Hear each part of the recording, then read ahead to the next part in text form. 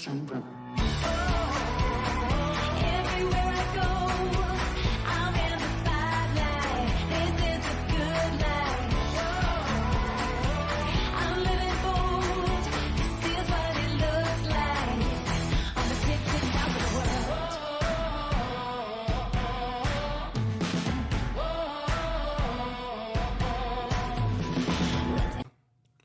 Have you been paying attention to the open rulemaking at the FMC?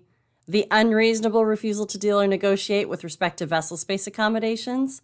We covered it a few weeks ago here on By Land and By Sea, but let's check back in and see what's going on. Hi, welcome to By Land and By Sea, an attorney breaking down the week in supply chain, presented by the Maritime Professor, me. I'm Lauren Began, founder of the Maritime Professor and Squall Strategies, and I'm your favorite maritime attorney. Join me every week as we walk through both ocean transport and surface transport topics in the wild world of supply chain. As always, the guidance here is general and for educational purposes only. It should not be construed to be legal advice, and there is no attorney-client privilege created by this video. If you need an attorney, contact an attorney. So before we get into the discussion of the day, let's go through my top 3 stories of the week. Story number 1, hot off the presses. The FMC just released the detention and demurrage rule, like within the past hour. I'll review it. I'll cover it next week. But just right off of their news release of it, it says, if this proposed rule is adopted, VOCCs, vessel operating common carriers, and VOCCs, non-vessel operating common carriers, and MTOs, marine terminal operators, will all be required to issue bills for demurrage and detention only to parties that they have a contractual relationship with. They say, to be clear regarding the nature of the charges, and issue invoices within 30 days after the charges stop accruing, and provide 30 days to dispute the charges with clear information about how charges should be disputed. This is coming, like I said, right off of the press release, right off the news release. I'm reading verbatim. Specifically, the Commission is proposing 4 actions in this NPRM. Remember, that's the Notice of Proposed Rulemaking. So this is not the advance notice. We already had an advance notice, so we have an NPRM. The next stop will be the final rule. So this is your moment to get your thoughts in. So the Commission is proposing 4 actions in this rulemaking. Adopting the list of minimum information that common carriers must include in D&D invoices as mandated under OSRA. Adding to the list referenced immediately above additional information that must be included in or with a D&D invoice. Further defining prohibited practices by clarifying which parties may be billed for D&D charges, and establishing billing practices that billing parties must follow when invoicing for D&D charges.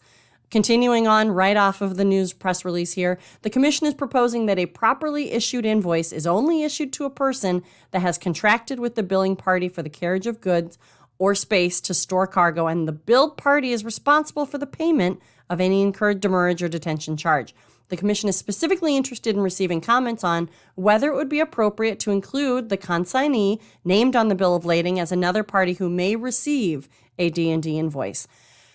Interested parties will only have 60 days to submit comments to the Commission. 60 days. So we're talking November, December, the early January, January 7th, essentially. Well, we're going to see a little bit of a delay there because once it hits the Federal Register. This is just hitting the website now, which means that the Federal Register probably won't publish it for another few days. I'm thinking maybe next Tuesday or Wednesday with the holiday over the weekend, at the earliest, maybe even at the end of next week. So that's going to give you maybe another 5 business days. But so when it hits the Federal Register, that's when the clock starts for the 60 days. But that's it. That's where we got it. We have the D&D rule out now. I'm going to read it. I'm going to cover it next week. Don't worry. I got you. This is exciting. Here we go. Right. And so now today we're covering the other rules. So this is 2 of the 3 rules that we're waiting for. All right. So that was the first story. So story number 2, FMC has awarded a $500,000 contract to the National Academies of Science to conduct a study examining intermodal chassis pools intermodal chassis pools and provide recommendations on best practices. So this was a study that OSRA directed the FMC to do. So under this study, the National Academy of Science will study the different approaches for supplying the chassis used by motor carriers, railroads, marine terminal operators, and other stakeholders to transport intermodal ocean containers. So the committee is going to examine currently existing chassis pool models and identify the advantages and disadvantages of each. So this is a study. This is what they're going to do. It's a study, a $500,000 study. As directed by the law, by OSRA, the study will consider whether the models have aligned incentives in ownership, management, repair, and provisioning that lead to supply chain efficiency. Additionally, the committee will evaluate the potential for efficiency enhancing communications, information sharing, and knowledge management practices across chassis pool models. They're looking at everything chassis. I think this is great. Chassis are one of the, obviously one of the areas that has seen some struggles. There was a lot in the supply chain, especially as it related to ocean shipping, that saw some struggles, and this surely was one of them. So you can become a committee member. Committee members serve without compensation, but the committee is going to be appointed over the next several weeks, and the public will be provided with an opportunity to comment on actually the committee members. So if you're interested in serving on this committee or in suggesting candidates, you can also suggest candidates that you think should be on this committee. They should contact, there's the National Academy of Science Transportation Research Board, so TRB. There's two people listed here. I'll put this in the post show notes, but it's also on the FMC announcement. This is cool. We're getting there. We're moving forward.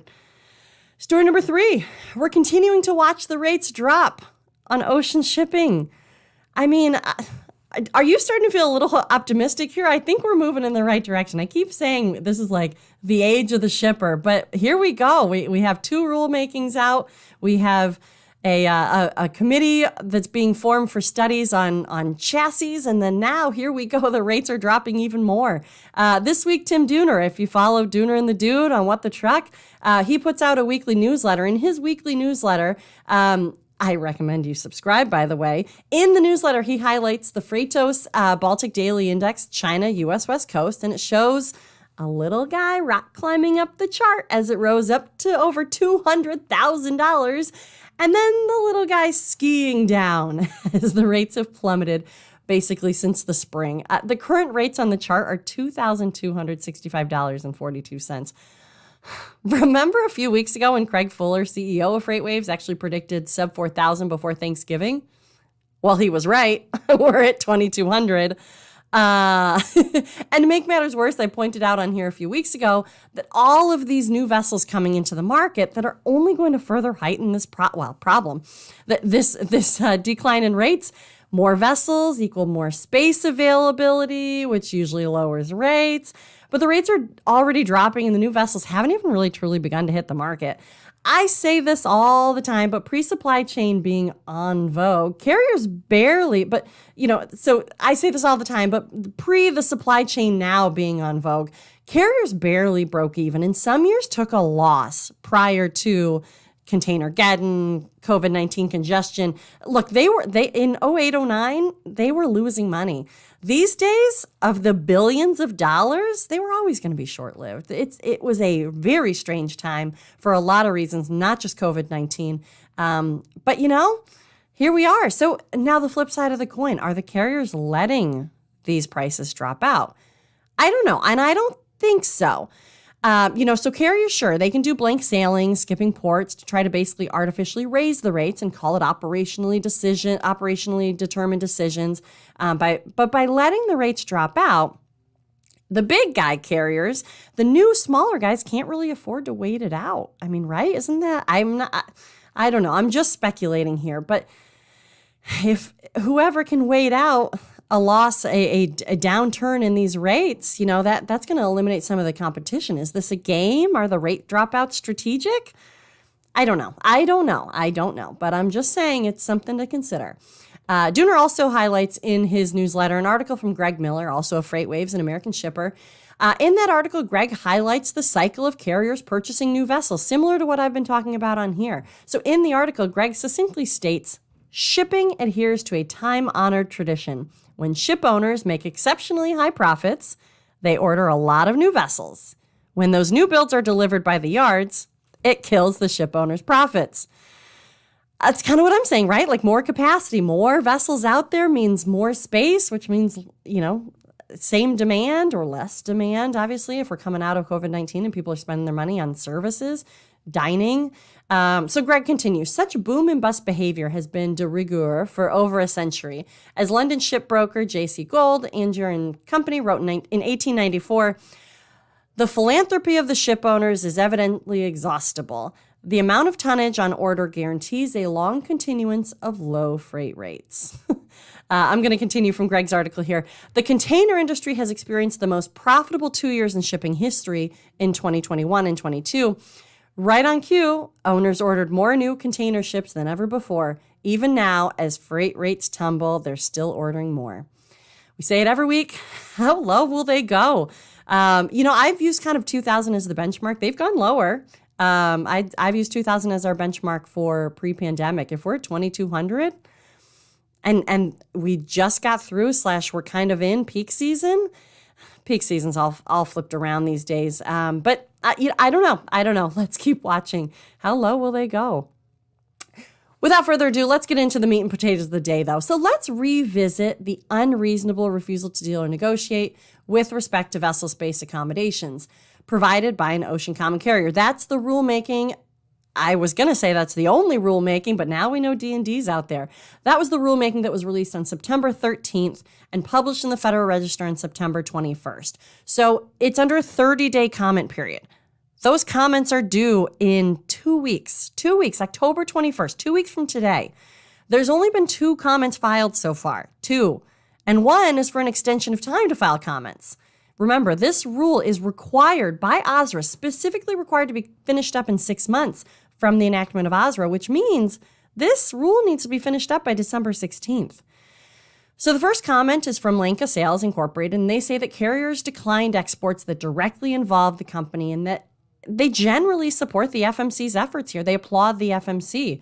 Look, I think it's great. It was a very short comment, and I'm only addressing it because it was really the only substantive comment filed so far. They didn't really explain the company. They didn't explain their role in the industry. They didn't really provide a lot of examples. They said we'd be happy to chat more with the FMC. I think that's great. I love that they're involved. But that's not exactly how this works. This is your moment, and what you really should do is present yourself, present what's going on. This is your moment to chat with the FMC, but you're going to have to do it through a letter. And what's best in that letter is, imagine if you're prepping for a meeting. You sit down, you explain a little bit about your company, a little bit about the role of your company in the supply chain generally, and explain what's happening. This is a publicly filed comment, so don't go into too many specifics, but talk about specific examples, not using names probably, about what's going on, how the rule and what the questions of the rule, how they relate to you. And then maybe if you have some suggestions that you might put forward. I love that we have one comment filed. He's the only one that's filed a comment so far. We have 2 weeks. We need more. I know this is a complicated issue, but we need more comments. The second comment, like I said, is a group comment filed by 15 different associations asking for an extension for filing. They're requesting an extension to November 7th as the filing date. So Chairman Maffei addressed extensions to, he must have been getting some initial kind of requests or something. He just can't expand this. He can't extend. Specifically, this is what he said at the 1 hour mark on the hearing replay. This is what Chairman Maffei of the FMC said at the commission hearing at the last meeting. This commission often gives extensions, but I do not believe that given the timetable given to us, we will be able to do any sort of blanket extension. And I urge people to get their comments in on time. We generally want to hear from you, but we are under the gun on this one. So October 21st is the real deadline for getting in comments on this particular part. Look, Chairman Maffei must already be getting probably informal requests for extensions to be addressing it so directly. I mean, we hadn't that comment hadn't been filed yet, but he just hit it straight on. All of this to say, look, there may still be a blanket extension. There may still be, they're only asking till November 7th, but there's a very real possibility that this extension is not going to be granted. FMC in general has allowed late filed comments to be filed. That's at the discretion of the agency. You're kind of playing with fire if you wait until the end. I really, really would make a plan to have your comments close to ready, actually ready for the October 21st deadline if you can. If it slides a day or two, you're risking not having them not accept it. But really, look, he said it. He hit it directly. He said urge 3 times. He's saying October 21st is probably the deadline. Maybe you're going to get that extra week and a half. I don't know. I don't know if maybe 2 weeks. I don't know. I wouldn't count on it. Really, really try for that October 21st deadline, because that's the thing. They have to turn this whole thing around by December 16th. And that means that they have to have it published, which means that they have to have it written, reviewed, probably inside the general counsel's office, sent around to all of the commissioners to review and approve and vote on, and then get it ready to be published out to the public. So, that all doesn't take 3 or 4 days. That all can take a week or 2 or 3. And so even by the October 21st deadline, if they have to have everything buttoned up 5-6 weeks after that's pretty quick. And now you're eating into 1 or 2 of those weeks by the extension request. You're going to leave them with, just over 4 weeks to get it done and digest any and all comments. If we only have a few comments, okay, the workload and the lift here on the FMC side isn't going to be so big. But if we have a lot of comments filed, which, if we have 15 associations saying we'd like a little bit more time, that's potentially 15 associations that are interested in filing. I don't know. I'm just saying I'm really urging you to get your October 21st deadline, your comments in for that. So that's what's happening with this rule. But, let's review it generally. Let's talk about it. Let's kind of go over the highlights of what this rule is, because I really want everybody to think about getting their comments in. So this was one of the 3 rules that was requested and required under OSRA 22. So it was unreasonable refusal to deal with respect to vessel space. It was detention, demurrage, prohibited practices, which we just saw today. And the last one that we're still waiting on is unfair, unjust, discriminatory methods. So this was the first one. And what they're really doing is they're diving into definitions. They're doing a lot. And I really encourage you to go back to my by land and by sea episode on this a couple weeks ago. I believe it was mid-September. But the definitions that are really important, there's vessel space accommodations. They're kind of approaching that pretty plainly. Refusal to deal or negotiate. What the FMC basically said is doesn't lend itself to a general definition and instead must be evaluated on a case-by-case basis. But the reasonableness definition is the one that I've really taken interest in. So case law, this is what the FMC said on it. Case law indicates that reasonableness of the refusal to deal or negotiate has historically been interpreted broadly in this context, with courts deferring to the Commission's reading of that term and administering its statutes and regulations. The Commission has previously found reasonable those decisions that are connected to a legitimate business decision or motivated by legitimate transportation factors. Reasonableness, it's in quotes, can be given its discretionary definition, but is judged on a case-by-case basis, with particular attention paid to the relevant circumstances.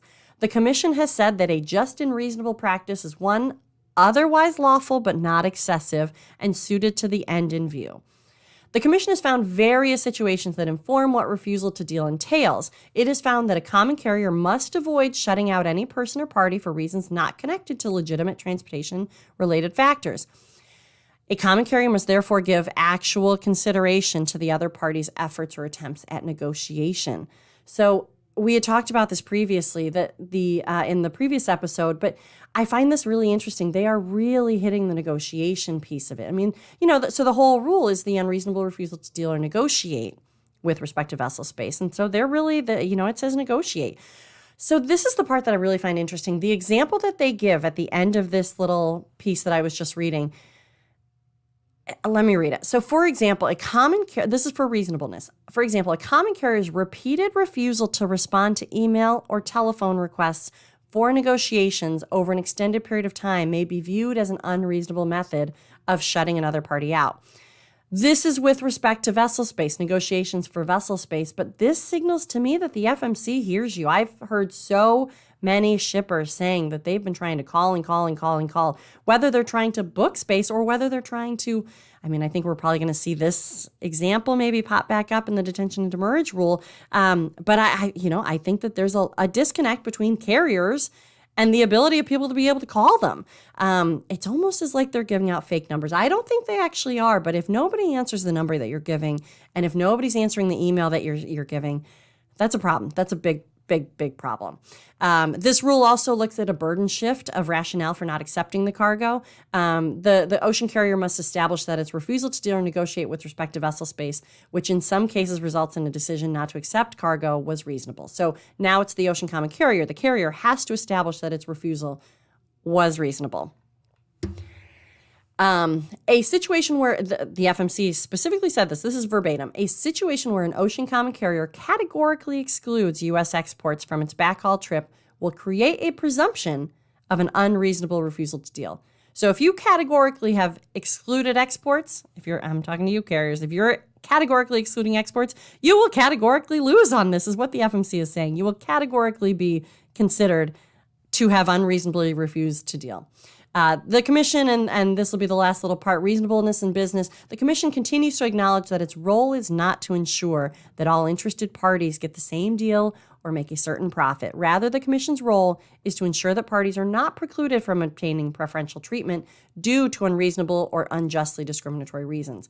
The Commission further recognizes that an ocean common carrier does not have a duty to grant a contract to every potential party. However, upon establishing its criteria for granting preferential terms to parties who are able to meet those specified terms, the ocean common carrier then has a duty under the Shipping Act to apply such criteria in a consistent and fair manner without differentiating based on illegitimate transportation factors.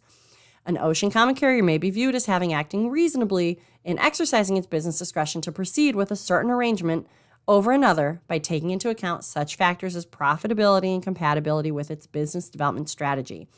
So what they're saying, look, the FMC's role isn't to call winners and losers on the business side, but you need to be fair with your application on who and what is in your business development strategy as it relates to these exports, and probably a little bit imports here, because it's unreasonable refusal to deal or negotiate. So that's it. Get those comments in. Everything that we've talked about here in the meat of what we've talked about today is relating to that unreasonable refusal to deal and negotiate. We got to get more comments in. This is an important one. This is a really important one, and we got to get comments in here. Talk about the reasonableness. See if that applies to you. If you think that, talk about those phone calls with negotiations. Look, as always here, the guidance is general and for educational purposes only. It should not be construed to be legal advice directly related to your matter. If you need an attorney, contact an attorney. But if you have specific legal questions, feel free to reach out to me on my legal company, Squall Strategies. Otherwise, for the non-legal questions, the e-learning, and the general industry information and insights, come find me at the Maritime Professor. If you like these videos, let me know. Comment, like, and share. If you want to listen to these episodes on demand, or if you missed any previous episodes, check out my podcast, By Land and by Sea. If you prefer to see the video, they live on my YouTube page, By Land and by Sea, presented by the Maritime Professor. While you're at it, check out the website, maritimeprofessor.com. E-courses dropping soon. So until next week, this is Lauren Began, the Maritime Professor, and you've just listened to By Land and by Sea. See you next time.